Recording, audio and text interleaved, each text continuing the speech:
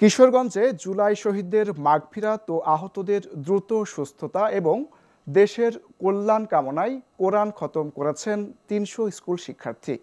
৫ August July অভ্যুত্থানের বছর পূর্তিতে এ আয়োজন করে জেলার দারুল আকরাম ইনস্টিটিউট মাদ্রাসার আফটার স্কুল মাকতাব বিভাগ। এমন ব্যতিক্রমী আয়োজনে অংশগ্রহণ করে আনন্দ প্রকাশ করেন শিক্ষার্থীরা। আদি রাকিবের প্রতিবেদন। জুলাই গণ অভ্যুত্থানে শহীদদের স্মরণে ৫ আগস্ট দেশজুড়ে অনুষ্ঠিত হয়েছে শোভাযাত্রা, শোডাউন ও পুষ্পস্তবক অর্পণ সহ বিভিন্ন আয়োজন। তবে এক ব্যতিক্রমী আয়োজন ছিল কিশোরগঞ্জে। এই জেলায় শহীদদের মাগফিরাত, আহতদের দ্রুত সুস্থতা এবং দেশের কল্যাণ কামনায় আয়োজন করা হয়েছিল কোরআন খতমের। এতে অংশ নিয়েছিল জেলার ৩০০-র বেশি স্কুল শিক্ষার্থী। মঙ্গলবার জেলা শহরের শহীদী মসজিদ চত্বরে এই কোরআন খতম অনুষ্ঠানে শিক্ষার্থীরা অংশ নেন জাতীয় পতাকা হাতে। আমি এখানে কোরআন খতম দিয়েছি এবং যারা মারা গেছে, নিহত হয়েছে তাদের মাগফিরাত কামনা করি, আর যারা আহত আছে তাদের সুস্থতা কামনা করি। আন্দোলনে যারা শহীদ হয়েছে তাদের আত্মার মাগফিরাতের জন্য আমরা খতম করেছি। আমিও এসেছি, আমার খুব ভালো লাগছে। বিগত এক বছর আগে যে আমার শহীদ ভাই বোনদের যে রক্ত দেওয়া হয়েছিল স্বাধীনতার জন্য, সেটার পক্ষ থেকে তাদের এবং যারা অসুস্থ তাদের জন্য দোয়ার একটা ব্যবস্থা করা হয়েছিল এখানে কোরআন খতমের মাধ্যমে। কিশোরগঞ্জের তরুণ আলেম প্রজন্মের সহযোগিতায় দারুল আরকাম ইনস্টিটিউটের বাংলাদেশ আফটার স্কুল মাকতাব বিভাগ ব্যতিক্রমে এই অনুষ্ঠানের আয়োজন করে। এই দিন দুপুর থেকে বিকেল ৫টা পর্যন্ত কোরআন খতম অনুষ্ঠান চলে। এ সময় প্রত্যেক শিক্ষার্থী ২ পারা করে কোরআন পাঠ করে।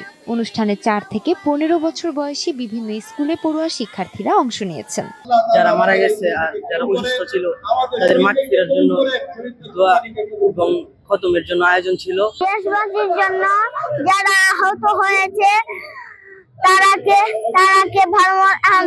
ভালোভাবে সুস্থ করে দেয়। ব্যতিক্রমী এই আয়োজন দেখে মসজিদে নামাজ আদায় করতে আসা মুসল্লি ও পথচারীও অংশ নেন এবং সাধুবাদ জানান। স্কুলের ছাত্রদেরকে নিয়ে গণ কোরআন খতমের যে ব্যবস্থাটা করা হয়েছে এটা আসলে একটা ব্যতিক্রমধর্মী ব্যবস্থা, এবং যেটা আপনার একজন লোক যদি শহীদ হওয়ার পরে ওই তাকে ফুলের তোড়া দেয়া কবরস্থানে দেওয়ার চেয়ে এই যে কোরআন খতম দেওয়ার পরে তাদের জন্য দোয়ার ব্যবস্থাটা করা হচ্ছে, সেটা কিন্তু তাদের মাগফিরাতের জন্য অনেক উপকার হবে। এখানে আসলাম, দেখলাম যে এখানে একটা নাম দেখছি, প্রথমে কি স্কুলের নাম দেয়া এবং এখানে কোরআন খতম হচ্ছে।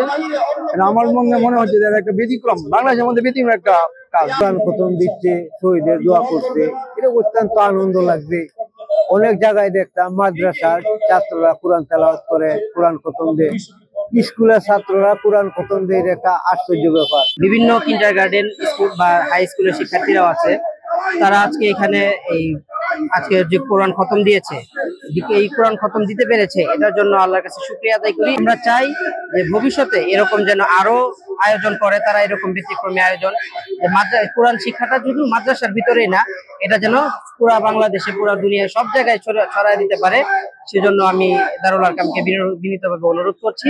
আন্দোলনে আহতদের সুস্থতা ও শহীদদের রুহের মাগফিরাতের জন্য 10 খতম কোরআনুল করিম পাঠ ও দোয়ারে ব্যতিক্রমী উদ্যোগ নেওয়া হয় বলে জানান দারুল আরকাম ইনস্টিটিউটের প্রতিষ্ঠাতা পরিচালক মাওলানা মোহাম্মদ আব্দুল কায়ুম।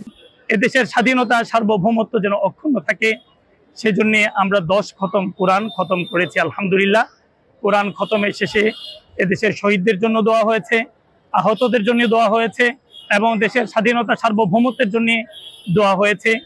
অত্যন্ত সুন্দরভাবে আমাদের স্কুলগামী শিক্ষার্থীরা তারা শহীদদের জন্য কোরআনুল কারীম খতম করেছে। কিশোরগঞ্জের এই ব্যতিক্রমী আয়োজন আবারও জানান দিল গণ অভ্যুত্থানে শহীদ ও আহতদের ভুলে যায়নি এ জাতি।